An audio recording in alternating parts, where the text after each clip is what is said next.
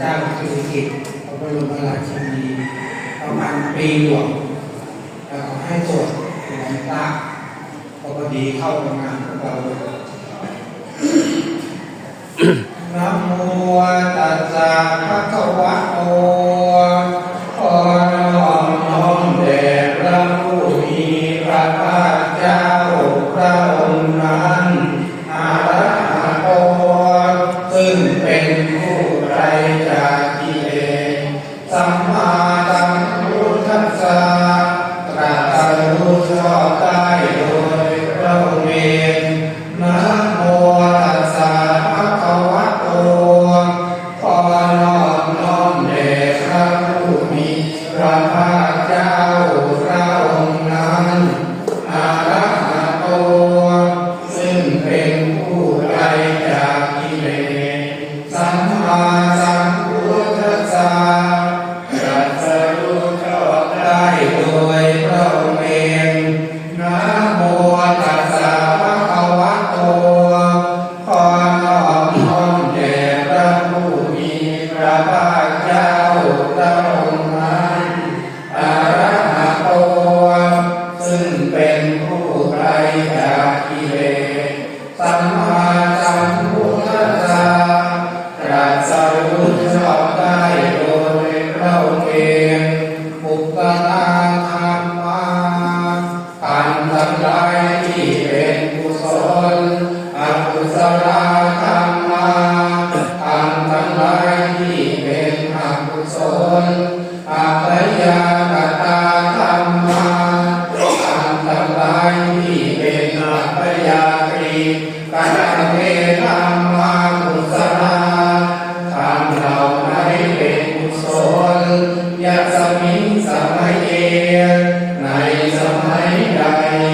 กามาวจรังกุศลังทิตังอุปันนังโหติกามาวจรกุศลจิตที่สหรตะด้วยโสมนัสโสมนัสสะสะคตังญาณสัมปยุตตังสัมปยุตด้วยญาณเกิดขึ้นปรากฏอารมณ์ใดๆรูปารมณังวา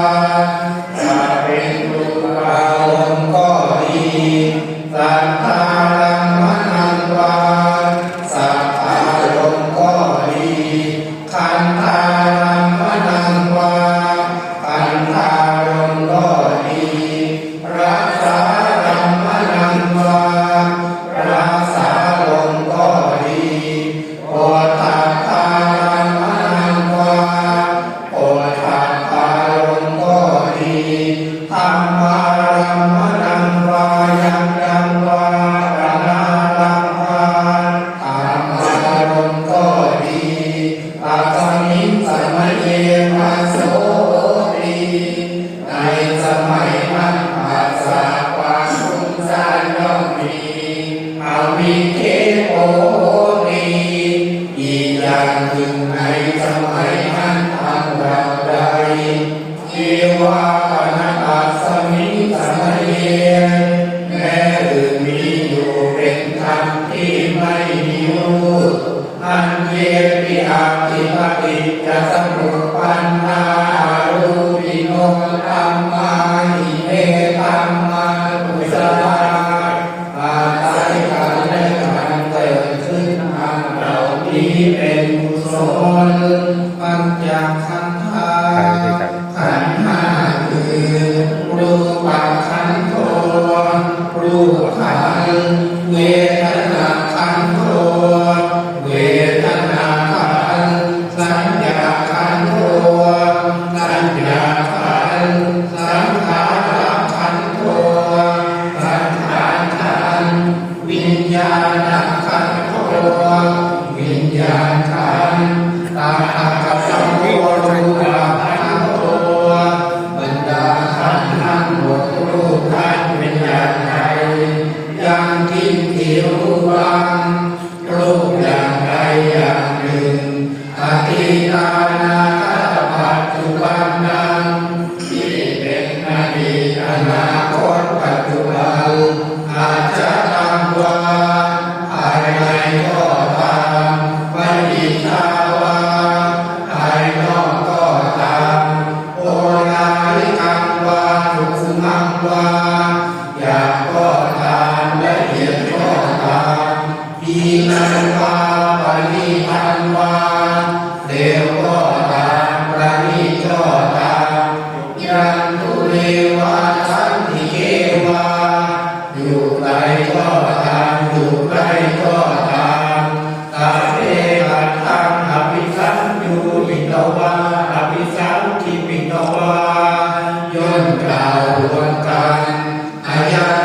ติรูปะขันโธ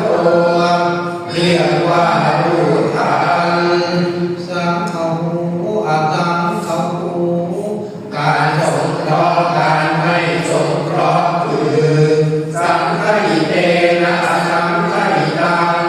สิ่งที่ไม่ให้สงเคราะห์เข้ากับสิ่งที่สงเคราะห์แล้วอสังฆิเตนะสังฆิตังสิ่งที่สงเคราะห์เข้ากับสิ่งที่สงเคราะห์ไม่ได้สังฆิเตนะสังฆิตังสิ่งที่สงเคราะห์เข้ากับสิ่งที่สงเคราะห์ได้อสังฆิเตนะสังฆิตังสิ่งที่ไม่สงเคราะห์เข้ากับสิ่งที่สงเคราะห์ไม่ได้สัมปโยโควิปโยโคการอยู่ด้วยกันการพัดพรากคือสัมปยุตเตนะวิปยุตตังการพัดพรากจากสิ่งที่อยู่ด้วยกันวิปยุตเตนะสัมปยุตตังอสังขหิตังการอยู่ร่วมกับสิ่งที่พัดพรากไปจะเป็นสิ่งที่สงเคราะห์ไม่ได้จะปัญญาติโยบัญญัติก็คือขันธ์ปัญญาติขันธ์ปัญญาอายตนะปัญญาติอายตนะปัญญาธาตุปัญญาติธาตุปัญญาสัจจะปัญญาติสัจจะปัญญาอินทรียปัญญาติอินทรีย์ปัญญาบุคลปัญญาติบุคคลปัญญาจิตาวตาบุคลานังบุคลปัญญาติบุคคลปัญญาของบุคคลมีเท่าไรสัมยาวิมุตโตอสัมยาวิมุตโตมีการพ้นจากสิ่งที่ควรรู้การพ้นจากสิ่งที่ไม่ควรรู้ปุปธัมโมปุปธัมโมผู้มีธรรมที่กำเริบได้ผู้มีธรรมที่กำเริบไม่ได้ปริหานธรรมโมปริหานธรรมโมผู้มีธรรมที่เสื่อมได้ผู้มีธรรมที่เสื่อมไม่ได้เจตนาภัพโพอนุรักษนาภัพโพผู้มีธรรมที่ควรแก่เจตนาผู้มีธรรมที่ควรแก่การรักษาปุถุชนโนโคตรภูผู้เป็นปุถุชนผู้รู้จักบุญโทษพยุปรโตพยุปรโตผู้เข้าถึงภัยผู้เข้าถึงอภัยภัพพาคัมโนภัพพาคัมโนผู้ไม่ถึงสิ่งที่ควรผู้ไม่ถึงสิ่งที่ไม่ควรนิยโตอนิยโตผู้เที่ยงผู้ไม่เที่ยงปฏิปันนโตปะเลติโสผู้ปฏิบัติผู้ตั้งอยู่ในผลอรหังอรหันตายปฏิปันโนผู้เป็นพระอรหันต์ผู้ปฏิบัติเพื่อพระอรหันต์สุขโลอุปลังปฏิลาธิกะอปารมาเถราติอาตว่าคนหาบุคคลไม่ได้โดยปรมัตถ์คือโดยความหมายที่แท้จริงหรืออามันตรายโยสัจจิกัตโธปรมัตถ์โสตโตโสปุคโลต่อเธอคนหาบุคคลไม่ได้โดยปรมัตถ์คือโดยความหมายที่แท้จริงอุปลักษปฏิสัจจิกัตถปรมัตถ์เทนาติถามว่าปรมัตถ์คือความหมายอันแท้จริงอันใดมีอยู่คนหาบุคคลไม่ได้โดยปรมัตถ์คือโดยความหมายอันแท้จริงอันนั้นหรือนาหิวังปันตเตอาจานาหินิคังต่อท่านไม่ควรกล่าวอย่างนี้ท่านจงรู้นิกหาเถิดถ้า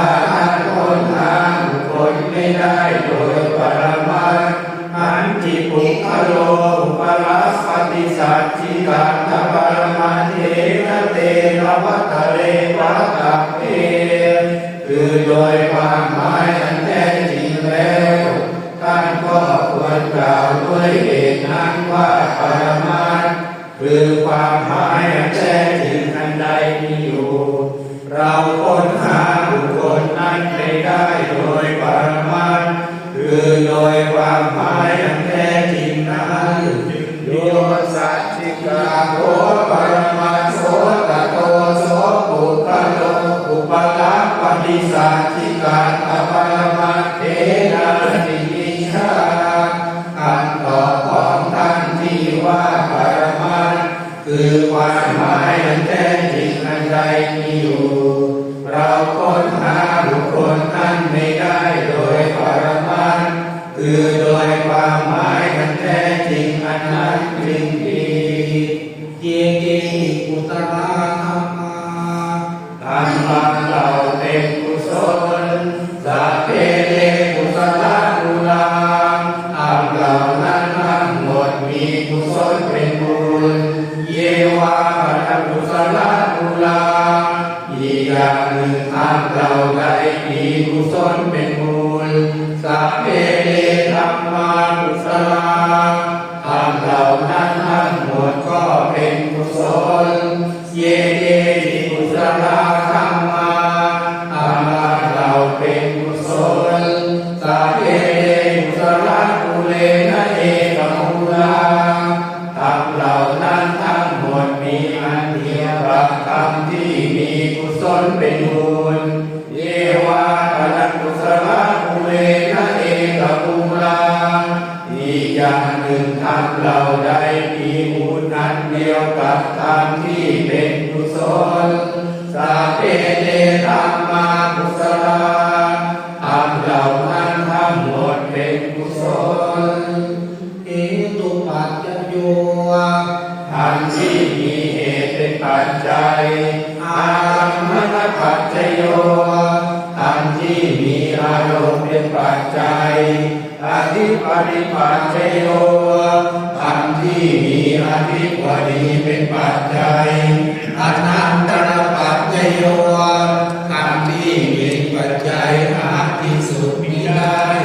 สัมมานันตรปัจจโยธรรมที่มีปัจจัยมีที่สุดเสมอกันราชาตปัจจโย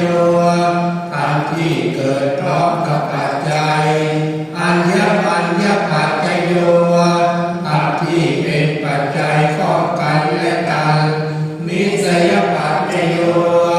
ธรรมที่มีนิสัยเป็นปัจจัยอุปนิสัยปัจจโยธรรมที่มีอุปนิสัยเป็นปัจจัยอุเดชาปัจจโยธรรมที่มีธรรมเกิดก่อนเป็นปัจจัยปัจฉาชาปัจจโยธรรมที่มีธรรมเกิดภายหลังเป็นปัจจัยอาเสวนปัจจโยธรรมที่มีการเสพเป็นปัจจัยกรรมปัจจโยธรรมที่มีกรรมเป็นปัจจัยวิปากปัจจโยธรรมที่มีวิบากเป็นปัจจัยอาหารปัจจโยธรรมที่มีอาหารเป็นปัจจัยอินทรียปัจจโยธรรมที่มีอินทรีย์เป็นปัจจัยฌานปัจจโยธรรมที่มีฌานเป็นปัจจัยมรรคปัจจโยธรรมที่มีมรรคเป็นปัจจัยสัมปยุตตปัจจโยธรรมที่มีการประกอบเป็นปัจจัยวิปยุตตปัจจโยธรรมที่มีการไม่ประกอบเป็นปัจจัยอธิปัจจโยธรรมที่มีปัจจัยนาทิปัจจโยธรรมที่ไม่มีปัจจัยวิกตปัจจโยธรรมที่มีการอยู่ปราศจากเป็นปัจจัยอวิกตปัจจโยธรรมที่มีการอยู่ไม่ปราศจากเป็นปัจจัย